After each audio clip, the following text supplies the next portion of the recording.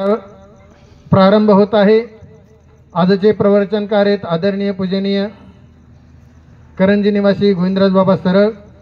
आश्रमाच्या वतीने गावाच्या वतीने बाबाला विनंती आहे की आपल्या प्रवचनाला प्रारंभ करावा। दंडवत प्रणाम।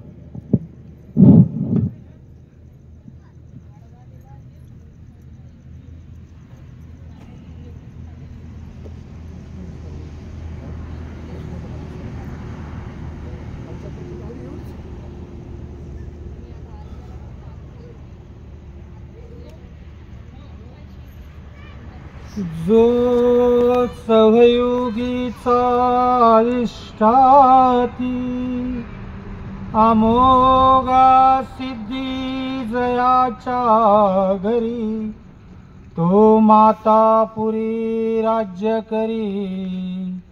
तया नमन श्री दत्तराया, तया नमन श्री दत्तराया।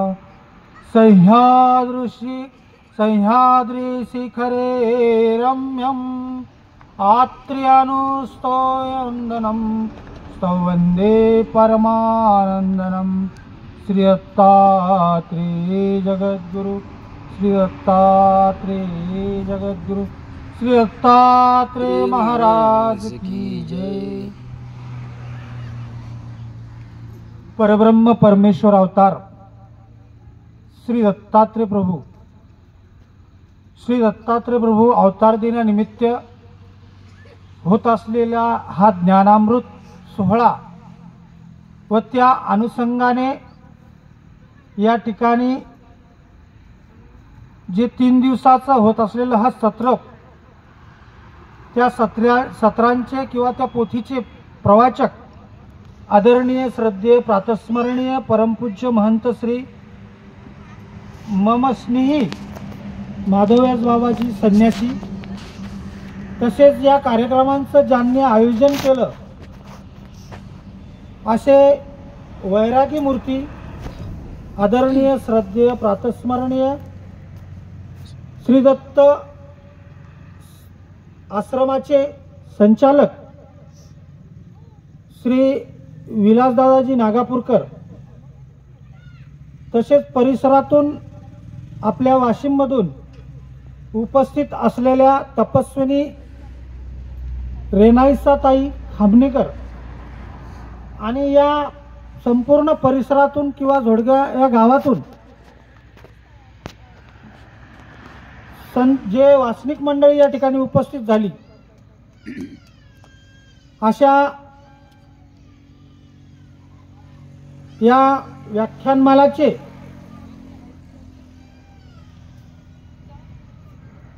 यांना सर्वांना या ठिकाणी हा जे आयोजन केलेलं आहे कार्यक्रमाचं की दत्तात्रेय प्रभू जयंती आले की हा महिना कोणता आहे? मार्गशीर्ष महिना। आणि भगवान श्रीकृष्ण महाराजांनी गीतेमध्ये सांगितलेलं आहे की मासानाम मार्गशीर्षेनम, की भगवद्गीतेमध्ये 10व्या अध्यायामध्ये सांगितलं की सगळ्यात उत्तम महिना असलेला हा महिना मार्गशीर्ष महिना, की हा महिना सुरू झाला की या महिन्यामध्ये की दत्तात्रेय प्रभूंचे जे भक्त आहेत ते अनेक प्रकारचा विधी आचरत असतात। कोणी दत्तप्रभूंचं नाम घेते, कोणी नामस्मरण करते, कोणी त्या ठिकाणी खेटा करते, कोणी दत्तात्रेय कवचाचं 1000 पारायण करते, कोणी दत्तात्रेय ज्या मार्गशीर्ष महिन्यात श्री दत्तप्रभू जयंती होस्तोवर कोणी काही तांदूळ सोडते, कोणी साखर सोडते, कोणी पायातली चप्पड सोडते, म्हणजे अनेक प्रकारचे त्या जे भक्तमंडळी आहे ती काय करते, त्या भक्तीवर आरूढ होत चालते। आणि मार्गशीर्ष महिना हा उत्तम का सांगितला? कारण या महिन्यात 2 जयंत्या त्या ठिकाणी असतात, एक दत्त जयंती आणि दुसरी गीता जयंती, की जिथं परब्रह्म परमेश्वरानं जे ज्ञान सांगितलं, जे अर्जुनाला निमित्त करून जे ज्ञान सांगितलं, भगवद्गीता सांगितली, ती संपूर्ण जीवासाठी होती। आणि तीच ज्ञान परंपरा आमच्या सर्वज्ञ श्री चक्रधर स्वामीने सूत्रपाठामध्ये सांगितलं की या मार्गाशी श्री दत्तात्रय प्रभू आद कारण. मग या मार्गाशी हा शब्द लय महत्वाचा आहे की हा कोणता मार्ग आहे. हा मार्ग म्हणजे हा ज्ञान मार्ग. हा ज्ञान मार्गाची परंपरा कुठून चालत आलेली आहे तर ती म्हणजे श्री दत्तात्रय प्रभू पासून चालत आलेली आहे. म्हणजे दत्तात्रय प्रभूच्या अगोदर जो हंसावतार झाला, श्री दत्तात्रय प्रभूंनी जो हंसावतार घेतला, त्या हंसावतारापासून ही परंपरा ज्ञान परंपरा या ठिकाणी चालत आलेली आहे. दुसरी एक परंपरा श्री दत्तात्रय प्रभू पासून चालत आलेली आहे ती म्हणजे गुरु परंपरा. की ज्यावेळेस हंसावतार श्री दत्तात्रय प्रभूने हंसावतार धरला त्यावेळेस सनक सनकादिकाला हे प्रथम ज्ञान सांगितलं. ही जी ब्रह्मविद्या आहे, ब्रह्मविद्या शास्त्र आहे, ज्ञान आहे, हे ज्ञान त्या सनक सनकादिकापासून म्हणजे चालत आलेलं आहे. मग या ज्ञान मार्गाला म्हणजे कोण आदि कारण आहे. आद म्हणजे काय. आद म्हणजे अनादि काळापासून चालत असलेलं ज्ञान. त्याला कारण म्हणजे निमित्त. आपल्याला कोणी कोणी निमित्त असते का नाही ज्ञानाला. गुरु असते. की आपण जन्मतापासून आपल्याला गुरु लाभलेला आहे. ते गुरु कसे लाभलेले आहेत की ज्यावेळेस आपण जन्मतो त्यावेळेस आपली प्रथम गुरु म्हणजे आई असते. ती आपल्याला पहिलं अक्षर शिकवते. ते पहिलं अक्षर म्हणजे आई या शब्दापासून त्याची सुरुवात होते. मग ती सर्वप्रथम गुरु कोण असते. आई असते. नंतर त्याच्यानंतर वडील आपल्याला बोट धरून चालवायचं शिकवतात. म्हणून या ठिकाणी वचनात सुद्धा स्वामींनी सर्वज्ञ श्री चक्रधर स्वामींनी निरूपण केलं की दत्तात्रय प्रभूंचे जे 24 गुरु आहेत, या 24 गुरु ते म्हणजे काय दत्तात्रय प्रभूंनी प्रत्येक गुरुपासून कान नाही फुकले किंवा गुरु करून घेतले म्हणून असं नाही. की ती गुरु कोणती होती की भाजी गुरु मानावा. की जसं आपल्याला एखाद्या बाईनं भाजी जर चिरायचं शिकवलं तर तो सुद्धा गुरु मानला गेला पाहिजे. आपल्याला प्रत्येक जण जीवनात प्रवेश करत असताना, जीवनाची वाटचाल करत असताना त्या ठिकाणी आपल्याला कोणी ना कोणी गुरु भेटतो, काही ना काही शिकवत असतो. मार्गामध्ये गेल्याच्या नंतर पोथी कशी बांधायची, देवपूजाचा सुडा कसा बांधायचा, पोथीचा सुडा कसा बांधायचा याच्यापासून शिकवण असते. मग ते सुद्धा आपले निमित्त गुरु आहेत. मग ही गुरु परंपरा म्हणजे 24 गुरु दत्तात्रय प्रभूंनी केले ते 24 गुरु हे असे आहेत की त्या ठिकाणी ज्यांच्यापासून दत्तात्रय प्रभूंची जी शिकवण झाली म्हणजे त्यांच्यापासून जे चांगलं होतं ते चांगलं घेतले गेलं. आता आधुनिक युग आहे.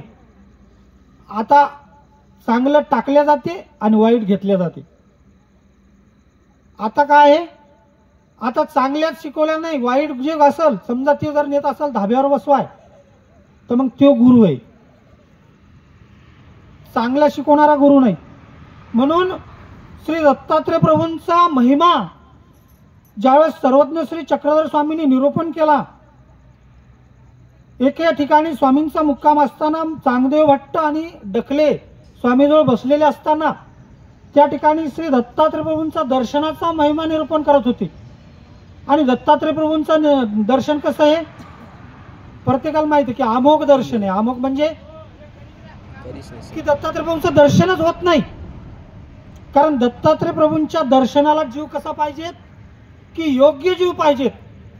योग्य म्हणजे घडलेला मळलेला सगळ्या गोष्टी की ज्या सर्व परीने घडलेला. मग त्यावेळेस स्वामी सांगतात की दत्तात्रय प्रभूंचं दर्शन हे अमोघ आहे. मग अमोघ दर्शन म्हणल्यानंतर ते होत नाही, परंतु पुरुषाने प्रयत्न केले तर ते होऊ शकते. त्या जीवानं तसा प्रयत्न करावे लागतील. त्या जीवानं त्या परीवर राहावं लागेल. त्या जीवानं त्या ज्ञानाच्या परीवर किंवा त्या आचाराच्या परीवर राहावं लागेल, तेव्हा परमेश्वराचं दर्शन होईल. किंवा एखादा नारळाने एखादा विडा त्या देवावर ठेवल्यावर प्रसन्न होईल का देव? तुमच्या 20 रुपयाच्या नारळाने देव प्रसन्न होते का? किंवा 5 रुपयाच्या सुपारीनं देव प्रसन्न होते का? नाही. देवाला प्रसन्न करण्यासाठी त्या नारळामध्ये त्या सुपारीमध्ये तुमचा भाव ओतला गेला पाहिजे, तर तो देव प्रसन्न होते. मग दत्तात्रय प्रभूला प्रसन्न करणं सोपी गोष्ट आहे का? कारण दत्तात्रय प्रभूचं दर्शनच अमुक सांगितलं तर प्रसन्न कुठं. मग त्यावेळेस ढकलियानं प्रश्न विचारला की दत्तात्रय प्रभूचं दर्शन होत नाही तर कशापरी नव्हते. त्यावेळेस स्वामी म्हणतात दत्तात्रय प्रभूचं दर्शन होते. तुम्हाला दत्तात्रय प्रभूचं दर्शन जर घ्यायचं असेल तर तुम्ही माझ्या परीनं मी जे सांगेल आचार त्या आचाराप्रमाणे तुम्हाला वागावं लागेल. मग त्यांनी विचारलं की चांगदेवानं की कसं होईल नेमकं दत्तात्रय प्रभूचं दर्शन होणार कसं. मग त्यावेळेस ते सांगतात की तुम्हाला गावून गावा जायचं आणि तुम्ही निघल्याच्या नंतर एका गावी जाऊन भिक्षा करायची, भिक्षा एका झाडाखाली जाऊन ती भिक्षा खायची आणि पुन्हा रस्त्यानं निघायचं. असं करत करत तुम्हाला दत्तात्रय प्रभूंचं दर्शन होईल. परंतु माझा एक नियम आहे आणि संसारात असो किंवा प्रपंचात असो की परमार्थात असो जी परी सांगितली, आपण म्हणतो ना अस्थिपरी, स्वामीने जी अस्थिपरी सांगितली तशी प्रत्येक ठिकाणी परी आहे. परी म्हणजे त्या परीने वागणे, सासूने सासूच्या परीने वागणे, सुनेने सुनेच्या परीने वागणे, गुरुने गुरुच्या परीने वागणे, शिष्याने शिष्याच्या परीने वागणे. परी म्हणजे नियम, की त्या नियमानं वागणे. मग तो नियम दत्तात्रय प्रभूंचा घालून दिला की बा तुम्ही गेल्याच्या नंतर रस्त्यात तुम्हाला कोणी सोयरे दायरे भेटले तर तुम्ही त्याला भेटू नका, तुम्ही त्यांना भेटू नका, तुम्ही सरके निघत चालला. आपण तर कुठं आंबाळीला जायचं असलं किंवा बाराखांडी करायला जायचं असलं की रस्त्यात जर एखाद्या युवाचं घर असलं की म्हणतात आत्ता चहा पिऊ बात इथंच तर जवळ गेलं तर पलीकडच्या गल्लीत त्याचं घर की म्हणजे मग तिथे एखादा जर अधिकरण असले किंवा एखादे ज्ञानवंत असले किंवा एखादा पात्र असला अधिकरण त्या ठिकाणी त्यांचं जे दर्शन व्हायचं ते दर्शन होत नाही, ते निघून जातात तिथून आणि मग त्या दर्शनातला आपण अंतरतो. मग हा दुरावा परमेश्वराचा पडते, त्या साधनाचा पडते. म्हणून त्या ठिकाणी दत्तात्रय प्रभूंचा तो नियम घालून दिला. या ठिकाणी चांगदेव वट्ट आणि ढकल्या निघाले. रस्त्यानं दरकोस चालत चालत निघले. सकाळचा दिवस चांगला झाला. भिक्षा मागत होते. भिक्षा मागून एका झाडाखाली जेवले. जेवल्याच्या नंतर पुन्हा दुपारचा प्रेट निघल्याच्या नंतर पुन्हा रस्त्याने निघालेले असताना दुपारचा प्रेट चांगला गेला. दुपारची वेळ निघून गेली. संध्याकाळ होत आली. रस्त्यामध्ये एक गाव लागलं आणि चांगदेव वट्टाला आठवलं की अरे इथं हॅलो खाली बसा, चप्पल काढा. इथं माझी मुलगी आहे आणि आपण काहीतरी त्या ठिकाणी तिच्या मुलासाठी काहीतरी या बाजार हाटातून काही गोडधड किंवा भातकं घेऊन जाऊ. म्हणून त्या ठिकाणी बाजार भरलेला होता आणि त्या बाजारातून काही जिलेबी, लाडू, पेढा अशा अनेक गोष्टी घेतल्या आणि त्या ठिकाणी त्या गल्लीतला त्यांच्या मुलीच्या घराजवळचा राहणारा एक यजमान होता की आपण या यजमानाजवळ ही वस्तू देऊ, हा तिथे नेऊन देईल, तिच्या मुलाला देईल, ते मुलं भातकं पाहून खुश होतील, आनंदित होतील, नाचतील, बागडतील, असा विचार त्या चांगदेव वट्टाच्या मनामध्ये आला. आणि त्याने ती वस्तू घेतल्या आणि त्या यजमानाजवळ नेऊन द्या गेला. तो यजमान म्हणते काय पाहुणे तुम्ही, अहो तुम्ही इतक्या दूर चालत आले आणि तुम्ही हे भातकं घेऊन तुम्ही माझ्याजवळ देत आहात. तुम्ही स्वतः नेऊन दिलं तर तुमच्या मुलाला, त्या नातवंडांना किती आनंद होईल, ते किती बागडतील की माझ्या आजोबानं माझ्यासाठी खाऊ आणला. तो आनंद त्यांच्या चेहऱ्यावरचा बघण्याचा आनंद तुम्हाला मिळेल. म्हणून त्या चांगदेवांना त्या ठिकाणी ते यजमान तसं म्हणाले. यांना वाटलं खरंच आहे. हे लगेच ते भातके घेतले आणि गेले. घरी गेल्याच्या नंतर ते मुलं पळत आल्याच्या नंतर त्यांनी त्यांच्या हाताची थैली घेतली आणि बाबा घरी चला म्हणून त्यांना घरी नेलं. रात्रभर राहिले, जेवले, खावले.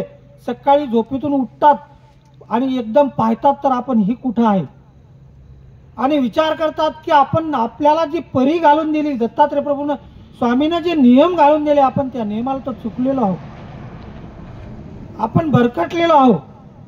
तेच प्रपंचात होते, तेच परमार्थात होते. आपल्याला प्रपंचाची सुद्धा एक परी सांगितलेली आहे की प्रभू रामचंद्राचे जे नियम होते, जे रामानं जे आचरण केलं होतं की एक पत्नीव्रता हा नियम त्या रामानं पाळलेला होता, म्हणून आदर्श रामचंद्र म्हणून त्याची गणना केली गेली.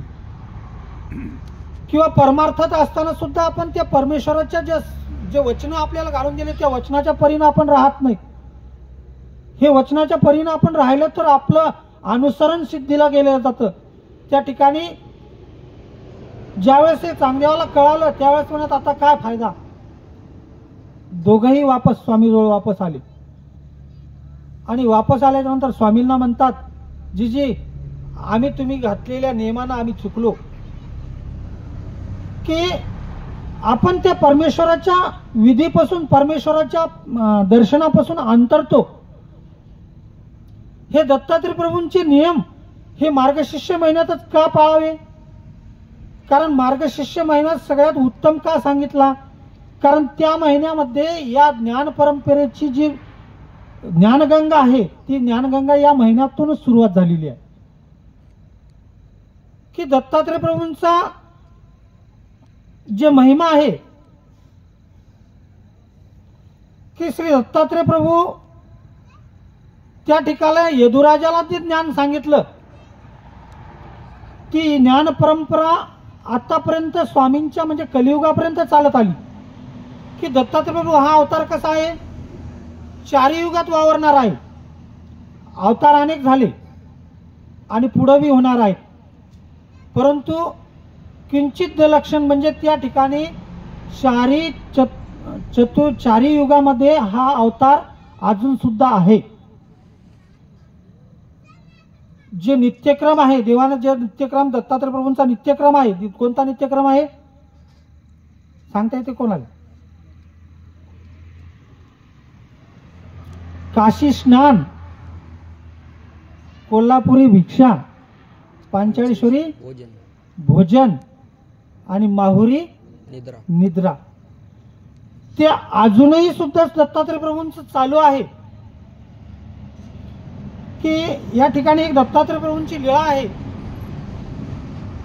की कृतवीर्य नावाचा एक राजा होता. तो राजा कसा होता, महाप्रतापी राजा होता आणि त्याला एक पुत्र प्राप्ती झाली. परंतु पुत्र झाल्याच्या नंतर तो दोन्ही हाताने दुंडा होता,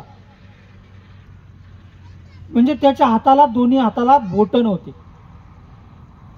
आणि राज्य करायचं तो लहानाचा जोपर्यंत लहान होता तोपर्यंत त्याला कोणत्याही गोष्टीची समज नव्हती. तो खेळायचा बागडायचा, परंतु जसा जसा तो कार्तिवीर्य मोठा होत चालला त्यावेळेस त्याला लक्षात आलं की आपल्याला या राज्यावर बसायचं आहे, परंतु आपल्याला राज्यावर बसल्याच्या नंतर त्या ठिकाणी आपल्या हातात धरण्यासाठी तलवार जी आपण घ्यायची त्या हातात त्याला बोटच नाही. आणि त्याला ते दुःख व्हायचं, खंत वाटायची मनाला आणि तो दुःखी व्हायचा. ज्यावेळेस तो राजगादीवर बसवायचा त्यावेळेस त्याच्या मनामध्ये विचार यायचा की आपण हे एवढं राजवैभव आहे हे काय उपयोगाचं. म्हणून त्यांनी ठरवलं की म्हणायचं तो जोपर्यंत मी हे हाताचे बोट वापस आणत नाही तोपर्यंत मी वापस येणार नाही आणि राजगादीवरही बसणार नाही. म्हणून त्यांनी आपलं राज्य जे होतं ते राज्य संपूर्ण आपल्या वडिलाच्या स्वाधीन केलं आणि तो तिथून निघाला. त्यावेळेस श्री दत्तात्रय प्रभू त्यांनी विचार केला की आपण जायचं कुठं. मनामध्ये विचार आला. त्यावेळेस त्यांना ठरवलं की आपलं कुलदैवत श्री दत्तात्रय प्रभू अवतार आहेत. आपण सह्याद्री पर्वतावर गेलं तर आपल्याला दत्तात्रय प्रभूंची सेवा घडेल. म्हणून तो त्या सह्याद्री पर्वताच्या दिशेने निघाला. चालत चालत गेला, दत्तात्रय प्रभूंच्या त्या सह्याद्री पर्वतावर गेला. सह्याद्री पर्वतावर गेल्याच्या नंतर त्या ठिकाणी दत्तात्रय प्रभूंची सेवा करू लागला. त्या सह्याद्री पर्वतावर गेल्याच्या नंतर तिथलं जे नंदनवन होतं ते नंदनवन असं होतं की निर्वैर म्हणजे की जिथं कोणत्याही प्रकारचं वैर नव्हतं. एकाच ठिकाणी शेळी आणि वाघ त्या ठिकाणी एकाच तलावात पाणी पित होते. कोला आणि लांडगा एकाच ठिकाणी पित होते. मुंगूस आणि साप एकाच ठिकाणी त्या ठिकाणी एकाच नळ्यामध्ये राहत होते. की हे त्या ठिकाणी का होतं, कारण त्या ठिकाणी दत्तात्रय प्रभूंचं वास्तव्य होतं. त्या ठिकाणी हा कार्तवीर्य गेला आणि त्या ठिकाणी दत्तात्रय प्रभूंची सेवा करू लागला. एक वेळेस अशा आले की ती दत्तात्रय प्रभूंनी त्यांना देव परीक्षा घेत असते. आपण म्हणतो की बा मी एवढ्या गोष्टी करतो, सर्व करतो, मी विधी आचरतो, आतापर्यंत नामस्मरणातो, सर्व गोष्टी आहेत, पण माझ्या ठिकाणी नेमके एवढ्या व्याधी का, माझ्या ठिकाणीच हे दुःख का. पारायण करतो, हे आमके बाबा आले की त्या बाबाकडून पारायण करतो, माधवदास बाबा आले की माधवदास बाबाकडून पारायण करून घेतो, गोविंदराज बाबा आले की त्याच्याकडून पारायण करून घेतो, अष्टोकर बाबा आले की त्यांच्याकडून पारायण करून घेतो. मी सगळ्याकडून पारायण करतो, मी प्रत्येक विधी आचरतो, सकाळी उठल्याच्या नंतर देवपूजा करतो, दंडोत घालतो, प्रायश्चित करतो, सर्व विधी करतो, परंतु तरीही माझ्या मागे इतके दुःख का. की आपण असा विचार करतो. परंतु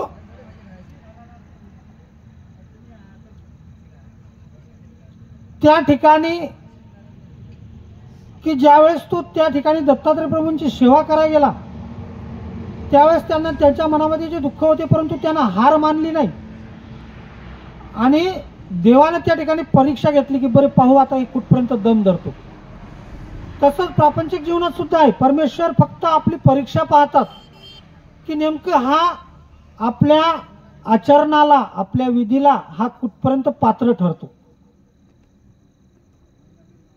की विधी आचरत असताना, विधी करत असताना तुम्ही त्या विधीला कितपर्यंत पात्र ठरता. की नेमकंच मार्गशीर्ष महिन्यात भात सोडला किंवा गोड सोडलं आणि एखाद्या कार्यक्रमाला गेले की जिलेबी दिसली की मग बरं पाव द्या आता थोडीच घेतो. म्हणजे तुम्ही नियमाला ढळले ना, की ते नियम तुम्ही शेवटपर्यंत नेलाच नाही. तसं या कार्तवीर्यानं त्या ठिकाणी दत्तात्रय प्रभूंच्या ज्या परीक्षा होती ती परीक्षा नेमकी अशी होती की दत्तात्रय प्रभू त्या सह्याद्री पर्वतावर, सह्यांचळीवर त्या ठिकाणी जे विंजाळ तळे होतं त्या तळ्यामध्ये स्नान केलं आणि स्नान करून आपले केस सुकवण्यासाठी एका दगडावर बसले. आणि त्या दगडावर बसलेले असताना त्या ठिकाणी केस सुकवत होते आणि हा सेवा करत होता. सेवेमध्ये विलंब व्हायला नको म्हणून धावत गेला आणि विस्तोप शोधण्यासाठी त्या ठिकाणी, परंतु हातात दुपटणं सापड येत नव्हतं. ते दुपटणं कुठेतरी पडलेलं होतं आणि ते दुपटणं मिळत नव्हतं म्हणून घाई गडबडीत गेला. दत्तात्रय प्रभू केस सुकवत होते, परंतु आपल्या सेवेसाठी विलंब होऊ नये म्हणून त्यानं घाई गडबडीत आपल्या ते जे विस्तेवाचे विखारी होते ते हातावर घेतले आणि त्याच्यावर धूप टाकला. जी चंदन कस्तुरी होती ती टाकली आणि दत्तात्रय प्रभूंना धूप दाखवू लागला.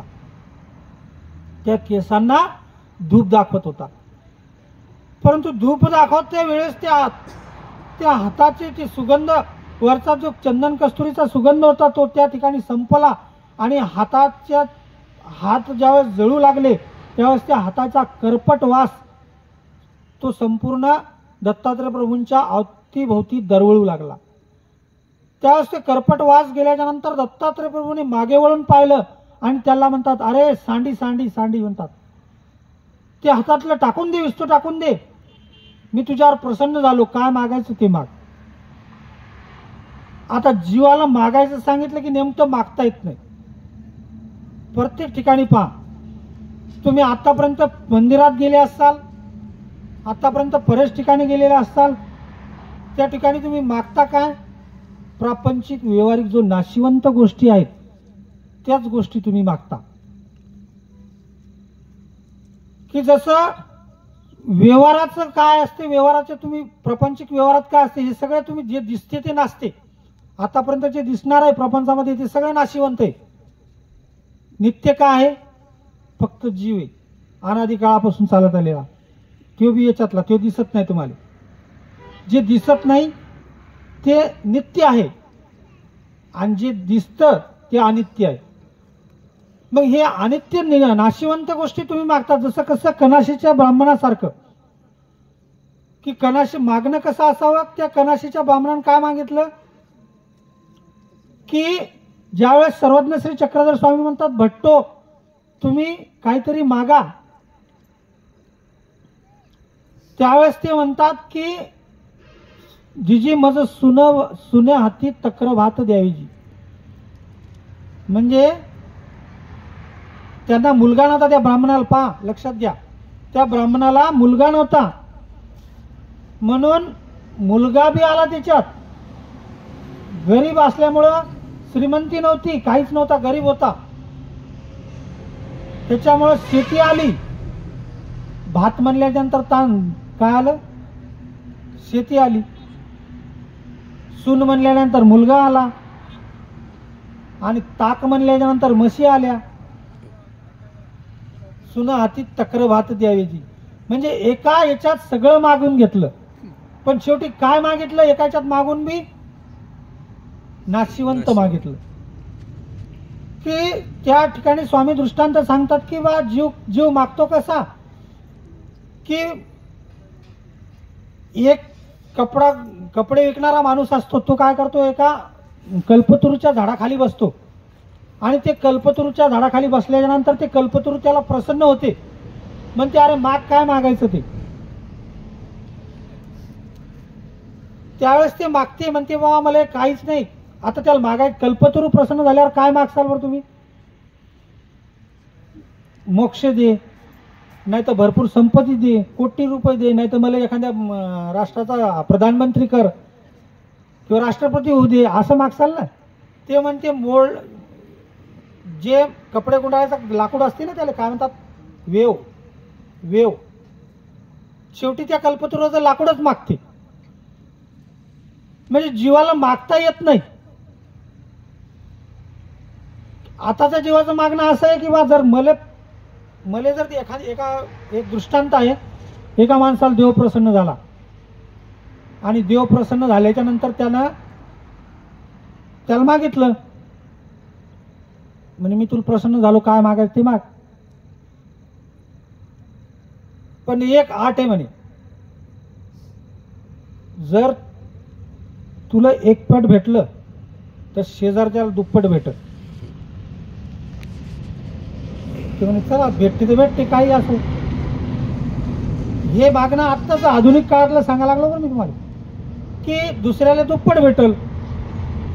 मग हे म्हणे मला 4 व्हीलर गाडी पाहिजे, की लगेच त्याच्या दारात 4 व्हीलर गाडी. ते म्हणे बंगला मोठा पाहिजे, की याचा एक बंगला झाला की शेजारचा दुप्पट बंगला, 2 बंगले व्हायचे. याच्या दारात एक गाडी असली की शेजारच्या 2 गाड्या व्हायच्या. म्हणे हे तर माझ्यापेक्षा दुप्पट वाढत चाललं. मग म्हणे आता काय करायचं. मग ते बी कुशल होतं जरासा, म्हणजे हुशार होतं. आणि अति हुशार माणसं घातक असतात. मग ते काय म्हणे, आपल्याला मागायचं तर असं, ते म्हणे काही कर म्हणे, मला नॉर्मल अटॅकचा झटका होऊ दे, नॉर्मल येऊ दे म्हणे अटॅकचा झटका.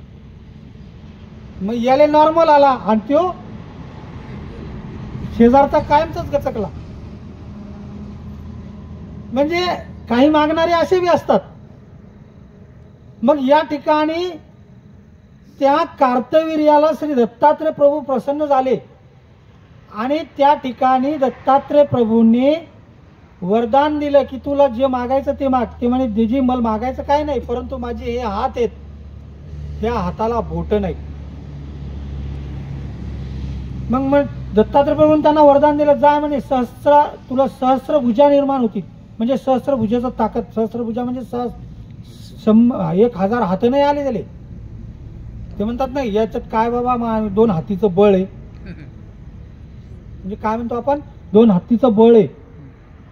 म्हणजे तसं त्याला सहस्त्र हाताचं ताकद आली. म्हणजे एवढे सहस्त्र ते बोट तर आलेच, परंतु 100 हाताची ताकद त्याच्या ठिकाणी आली. 1000 हाताची ताकद त्याच्या ठिकाणी आली.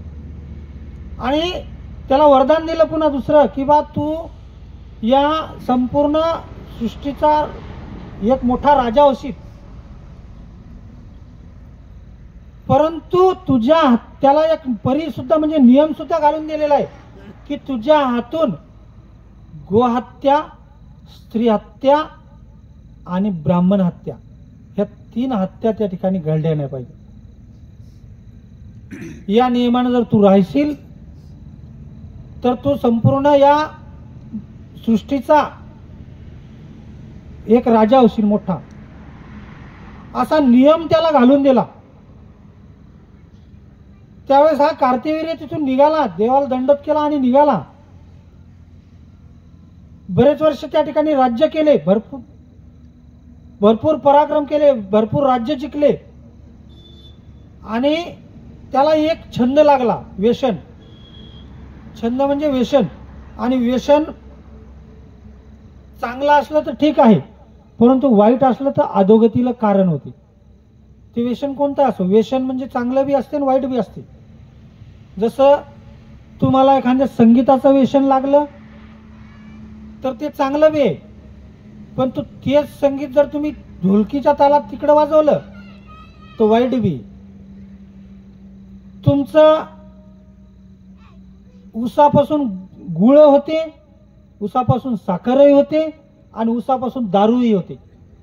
तसे तुमच्या जे जीवनामध्ये, तुमच्या जीवामध्ये किंवा अंतःकरणामध्ये दोन्ही गोष्टी, तिन्ही गोष्टी आहेत. संत कर्म आहेत, असंत कर्म आहेत, दोन्ही आहेत. मग तुम्हाला ऊब कशाची द्यायची, म्हणजे तुम्हाला नेमकं पेटवायचं काय, म्हणजे गुळ तयार करायचा, साखर तयार करायची का दारू तयार करायची, हे तुमच्यावर डिपेंड आहे. मग तसं त्या ठिकाणी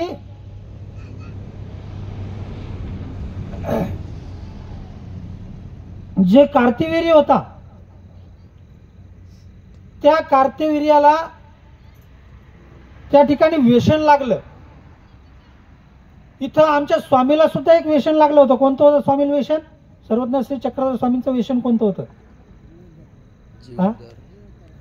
येथ जीव उद्धरणी हेच व्यसन, म्हणजे जीवाचं उद्धार करण्याचं व्यसन लागलेलं होतं. की ते गावून गावा जायचे, संपूर्ण भारतभर हिंडले आणि त्या ठिकाणी जे अधिकारी जीव होते, त्या अनाधिकार जीव होते, त्या अनाधिकारी जीवाला अधिकार देऊन योग्य घडून मिळून अधिकार केलं. की हे एक व्यसन होतं. म्हणून त्याला एक व्यसन लागलं होतं कार्तिवीर्याला. कोणतं व्यसन होतं ते? शिकारीचं व्यसन.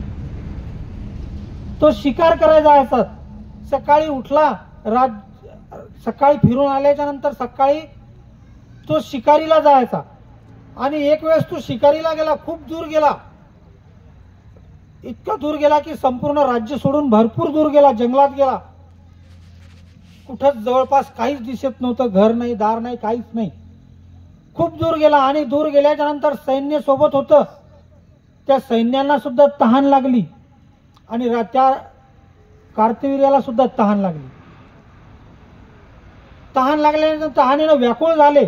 कुठेतरी पाणी शोधावं, या पाण्याच्या सहाऱ्यानं ते पाणी धुंडत होते. आणि पाणी धुंडत होत असताना त्या ठिकाणी त्या जंगलामध्ये एक कुटिया म्हणजे झोपडी दिसली. आणि ती झोपडी होती जमदग्नी ऋषी आणि रेणुका मातेची.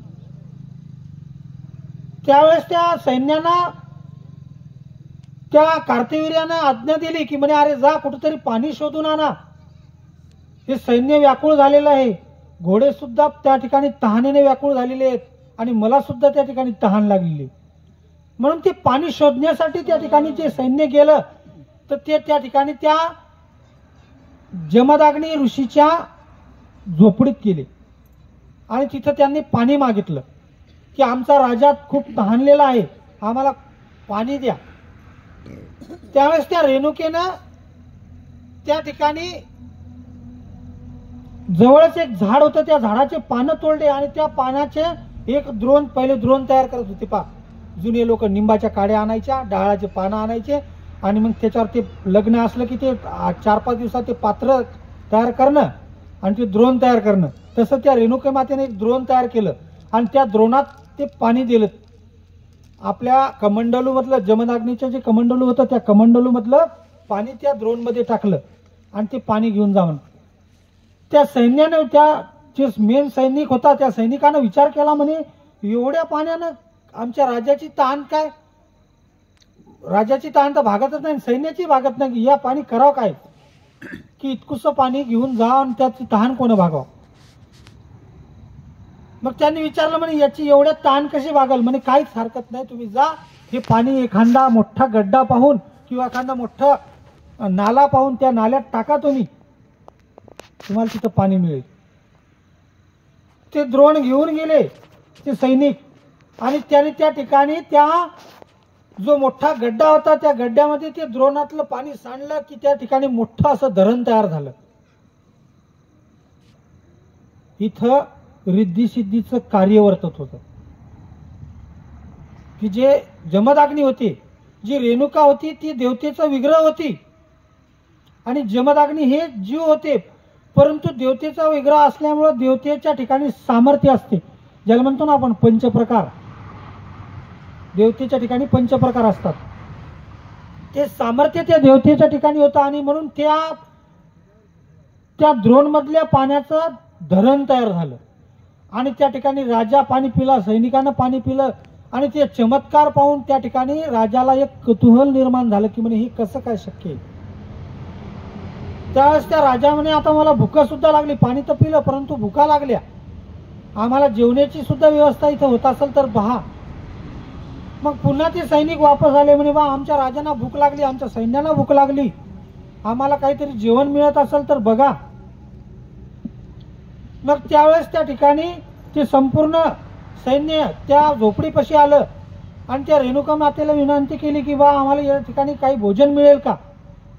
आता रेणुका माता ही देवता असल्यामुळे तिने काय केलं, स्वर्गातल्या जी इंद्राची कामधेनू होती त्या कामधेनूचं आवाहन केलं, म्हणजे त्या गायीचं आवाहन केलं आणि त्या ठिकाणी ती गाय प्रगट झाली आणि त्या गायीनं त्या ठिकाणी तिच्या तोंडातून अनेक प्रकारचे पंचपक्वान्न बाहेर पाडले.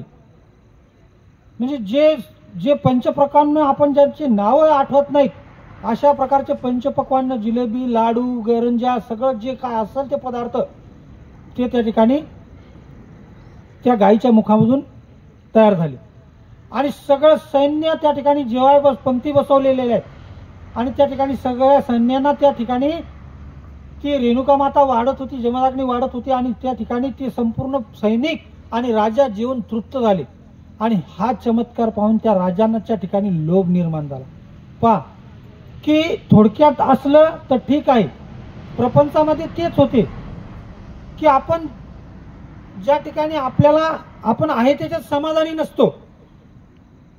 आपल्या प्रपंचामध्ये आपण ज्या ज्या अवस्थेमध्ये आहोत त्या अवस्थेमध्ये समाधानी मानायचं आपली प्रवृत्ती नाही की आपण आहे ना बा आपल्या ठिकाणी आपल्या घरावर पत्र आहेत, आपण सध्या सावलीत आहोत, आपल्याला झोपाय जागा आहे, निजाय जागा आहे, आपल्या ठिकाणी सर्व आहे, याच्यात समाधान नाही. आपण मोठ्या घराकडे पाहतो आणि मग दुःखी होतो. मग मोठं घर झाल्याच्या नंतर नेमकं काही वर्षानं त्याचं मोठं घर होते, जरासा स्लॅब पडते, स्लॅब पडल्याच्या नंतर त्याला अजून वरची बिल्डिंग पाहिजे, ते वरच्या पुढच्या घराकडे पाहिजे, म्हणते याच्या घरावर घर चढलं, मग ते पुन्हा दुःखी होते, मग पुन्हा याची बिल्डिंग चढते. म्हणजे तो असं करता करता तो आयुष्यभर दुःखीच होत चालते. पुढच्याचे आपण पैदल चालत असलेल्या सायकलवाल्याकडे पाहिलं की आपण दुःखी होणारच, सायकलवाल्यानं मोटरसायकलवाल्याकडे पाहिलं की दुःखी होणार, मोटरसायकलवाल्यानं फोर व्हीलरकडे पाहिलं की दुःखी होणार, फोर व्हीलरवाल्यानं मोठ्या एखाद्या दुसऱ्या कोणती मोठ्या गाडीकडे पाहिलं की ते दुःखी होणार. मग हे समाधान आणि दुःख आणि सुखदुःख हे आपल्यातच दडपलेलं आहे की आपल्या याच्यावर अवलंबून आहे ते. मग याच्या ठिकाणी लोभ निर्माण झाला की जर ही गाय आपण आपल्या राज्यात नेली तर आपल्या ठिकाणी कोणत्याही अन्नधान्याची कमी पडणार नाही, आपल्या राज्यात संपूर्ण अन्नधान्याची भरभराट राहील. ह्यो लोभ त्याच्या ठिकाणी निर्माण झाला आणि ह्यो लोभ निर्माण झाल्याबरोबर त्याने त्या ठिकाणी त्या रेणुका मातेला आणि जमदाग्नीला की तुमची ही गाय आम्हाला द्या अशी विनंती केली. परंतु ती स्वर्गातली गाय होती, ती रेणुका मातेनं आवाहन करून बोलवलेली होती, ती गाय कशी दिली जाईल म्हणून रेणुका मातेनं तिथं नकार दिला. परंतु या ठिकाणी कार्तवीर्यानं त्या ठिकाणी त्यांच्या सैनिकाला आज्ञा दिली की जा त्या गायीला ओढून आणा आणि हे सैन्य गेलं त्या ठिकाणी ओढू लागलं. त्यावेळेस त्या गायीने त्या ठिकाणी संडास आणि लघवी केली, म्हणजे मलमूत्र केलं आणि ते मलमूत्र केल्याबरोबर त्याच्यातून अनेक प्रकारचं मोठमोठं सैन्य निर्माण झालं आणि त्या सैन्यात आणि या सैन्यात भयंकर असं महाप्रचंड महाप्रलय युद्ध झालं. एवढं युद्ध झालं की कार्तवीर्याचं संपूर्ण सैन्य त्या ठिकाणी नाश पावलं. दत्तात्रय प्रभूने पहिला नियम काय घालून दिलेला होता की गोहत्या घडल्या गेली नाही पाहिजे. आणि मग ते संपूर्ण सैन्य नाशवंत झाल्याच्या नंतर एक कार्तवीर्य संतापल्यानंतर त्यानं आपल्याजवळची तलवार काढली आणि त्या ठिकाणी त्या गायीवर वार केले, त्या कामधेनूवर वार केले आणि त्या कामधेनूला त्या ठिकाणी संपवलं. पहिली हत्या गोहत्या घडली. आणि ही त्या ठिकाणी ज्यावेळेस ती रेणुका माता आणि जमदाग्नी आडवे आले त्यावेळेस त्या जमदाग्नीला सुद्धा त्या ठिकाणी तलवारीनं वार केले आणि रेणुका मातेचं सुद्धा किती वार केले. रेणुका मातेवर वार किती केले ते 21 वार, 21 ठिकाणी वार केले होते. म्हणून परशुरामानं किती वेळा पृथ्वी निक्षत्रिय केली, 21 वेळा पृथ्वी निक्षत्रिय केली. त्यावेळेस त्या ठिकाणी गोहत्या, ब्राह्मण हत्या आणि स्त्री हत्या. रेणुका माती कोण होती? स्त्री होती. गाय आणि ब्राह्मण, जमदाग्नी ब्राह्मण होते. म्हणजे तिन्ही हत्या घडल्याच्या नंतर त्याचा त्या ठिकाणी त्या कार्तवीर्याचा सर्वनाश झाला. म्हणून त्या ठिकाणी त्या जी रेणुका माता होती त्या रेणुका मातेचा जो मुलगा होता परशुराम, ज्यावेळेस रेणुका मातेने त्या तलवारीचे घाव सोचले आणि त्याने आवाज फोडला, ज्यावेळेस परशुरामाला आवाज दिला त्यावेळेस तो परशुराम कैलास वैकुंठावर त्या ठिकाणी महादेवांजवळ तप करत होता आणि ही आग त्या कैलासावर गेली. त्यावेळेस त्या ठिकाणी महादेव म्हणतात, अरे जाय, तुझ्या आईवर काहीतरी संकट पसरलेलं आहे. म्हणून त्या ठिकाणी परशुराम त्या आईच्या हाकेस्तव त्या ठिकाणी आले आणि पाहतात आई संपूर्ण रक्तबंबाळ झालेली आहे. त्यावेळेस त्यांनी त्या ठिकाणी प्रतिज्ञा घेतली परशुरामानं की मी या ठिकाणी 21 वेळा ही कोणीही क्षत्रिय असेल, की मारणारा कोणी असेल, क्षत्रिय जर असेल तर त्या ठिकाणी मी ही संपूर्ण पृथ्वी 21 वेळा निक्षत्रिय करेल. म्हणून त्या ठिकाणी क्षत्रियाचा तिरस्कार त्या ठिकाणी तो परशुराम करत होता. तुम्हाला कर्णाचं आठवते ना? कर्णाचं ब्रह्मविद्या शिकायला गेल्याच्या नंतर कर्णानं काय लपवलं होतं की मी ब्राह्मण आहे. त्याने खरं सांगितलं नव्हतं परशुरामाला. विद्या शिकवण्यासाठी खोटा बोलला आणि त्या ठिकाणी विद्या शिकली. पण ज्यावेळेस परशुराम झोपत होते, झोप लागली होती आणि त्या परशुरामाला मांडीवर घेऊन कर्ण बसलेला होता, त्यावेळेस एक भुंगा आला आणि त्या भुंग्यानं कर्णाच्या मांडीला छिद्र पाडलं. क्षत्रिय म्हणजे हे असतात, कसे असतात, धीर की त्याच्या ठिकाणी एवढा धीर असते की म्हणतात ना काय, बचेंगे तो और भी लढेंगे, हे क्षत्रियाचं ब्रीदवाक्य असते की जर काही केलं तर आम्ही झुकणार नाही, वाकणार नाही. त्या भुंग्यानं रक्ताबुंबाळ केलं त्यावेळेस त्या परशुरामाला आठवलं की म्हणे तू ब्राह्मण नाहीस, ब्राह्मणात एवढा ताकद नाही सहन करण्याची, तू क्षत्रिय आहेस. असे ही दत्तात्रय प्रभूंची लीळा त्या ठिकाणी जे 3 हत्या घडल्या त्या 3 हत्या त्या सांगितलेले. जसं परमेश्वर आपल्याला त्या ठिकाणी परब्रह्म परमेश्वराने अनेक युगापासून आपल्याला ब्रह्मविद्या शास्त्र सांगितलं, ज्ञान सांगितलं, आपल्याला आचार घालून दिलेला आहे.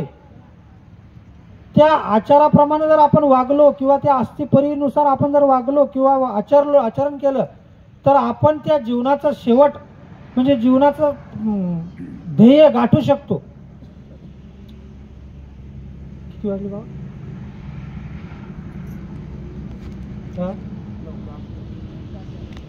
की श्री दत्तात्रय प्रभू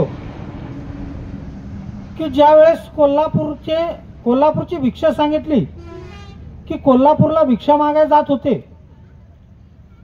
त्यावेळेस हे सह्याद्री पर्वतावर बसलेले असताना एक वेळेस दत्तात्रय प्रभू म्हणजे बसलेले असताना त्या ठिकाणी एक आकाशमार्गे जोळी चालली होती. जोळी भिक्षा मागाय ती कोल्हापूरला जायची आणि कोल्हापूरहून भिक्षा मागून वापस यायची.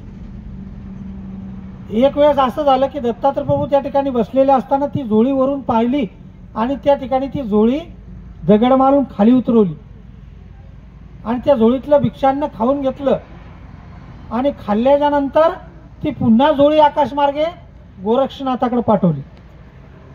ती जोळी वापस गेल्यानंतर गोरक्षनाथाला आश्चर्य वाटलं. म्हणे वा माझी जोळी रिकामी. हे सामर्थ्य साध्या सुध्या माणसाचं नाही, हे कोणीतरी श्रेष्ठ आणि ज्येष्ठ माणसाचं कार्य आहे. म्हणून त्या ठिकाणी त्याने अंतर्ज्ञानाने शोध घेतला त्या गोरक्षनाथानं आणि गोरक्षनाथाने ज्यावेळेस शोध घेतला त्यावेळेस त्याला ते काही दिसलं नाही, कारण हे परब्रह्म परमेश्वर अवतार दत्तात्रय प्रभू जरी चिरायुगी अवतार येतात आतापर्यंत जे अवतार अजून काही अवतार चालू आहेत 4 युगामध्ये आहेत. 4 चिरंजीव सांगितलेले आहेत कलियुगात. कोणते येतं? हनुमान, अश्वत्थामा, दत्तात्रय प्रभू 3 झाले. एक कोण आहे बाबा? एक कोण आहे? दत्तात्रय प्रभू, हनुमान, अश्वत्थामा असे 4 चिरंजीव आहेत. म्हणजे 4 युगामध्ये आतापर्यंत ते वावरत आहेत. पण दत्तात्रय प्रभूंचं 4 युगामध्ये वास्तव्य आहे.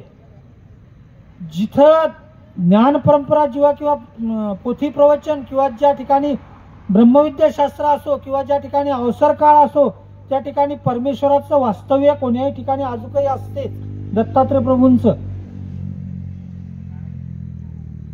त्या ठिकाणी ज्यावेळेस ते गोरक्षनाथ भिक्षा मागून जोळी मागून ज्यावेळेस वापस यायची त्यावेळेस ते दत्तात्रय प्रभू त्या ठिकाणी जोळीतले भिक्षांना खाऊन घ्यायची आणि ती जोळी पुन्हा आकाशमार्गे पाठवायची. असं बरेच वेळ झालं.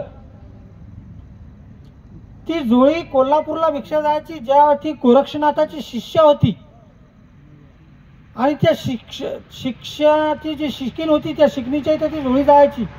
एक वेळेस दत्तात्रय प्रभूने सुद्धा आपली सुद्धा जोळी त्या गोरक्षनाथाच्या जोळी बरोबर पाठवली. त्यावेळेस त्या शिकणीला 2-2 जोळ्या आल्या आणि गोरक्षनाथाची जी जोळी होती त्या जोळीमध्ये भिक्षा वाढता ती जोळी भरली. परंतु जी दुसरी दत्तात्रय प्रभूंची जोळी होती त्या जोळीमध्ये भिक्षांनी टाकत गेली तरी ती जोळी भरत नव्हती. ही वाढतच होती परंतु भरतच नव्हती. असं करता करता की हे गोरक्षनाथाने विचार केला की ही जोळी आहे कोणाची. म्हणून त्या जोळीच्या पाठीमागच त्या ठिकाणी गेले आणि एका ठिकाणी ते दत्तात्रय प्रभू बसलेले दिसले आणि त्यांनी विचार केला की नेमकं हे कोण आहेत. म्हणून त्यांना जाऊन विचारलं की तुम्ही नेमके कोण आहात, की तुम्ही साधेसुधे पुरुष नाहीत, तुम्ही एक सामर्थ्यवान पुरुष आहात, की नेमकं तुम्ही कोण आहात. त्यावेळेस ते म्हणतात की मी या सृष्टीचा मालक आणि चालक आहे. ते म्हणतात हे शक्य नाही, मी सृष्टीचा कर्ता आहे. त्यावेळेस काय पुरावा काय? आपण परमेश्वराला सुद्धा पुरावा मागतो. पहा तुम्ही बरेच असे नास्तिक जीव आहेत की त्या ठिकाणी ते म्हणतात देवच नाही. काही जण काय म्हणतात देवच नाही. हे सर्व हे भाकाड कथा आहेत. हे कोणीतरी एका ब्राह्मणानं किंवा एखाद्या यानं त्याचं पोट भरण्यासाठी ते घालून दिलेल्या गोष्टी आहेत, कथा आहेत असं बरेच जण म्हणतात. मग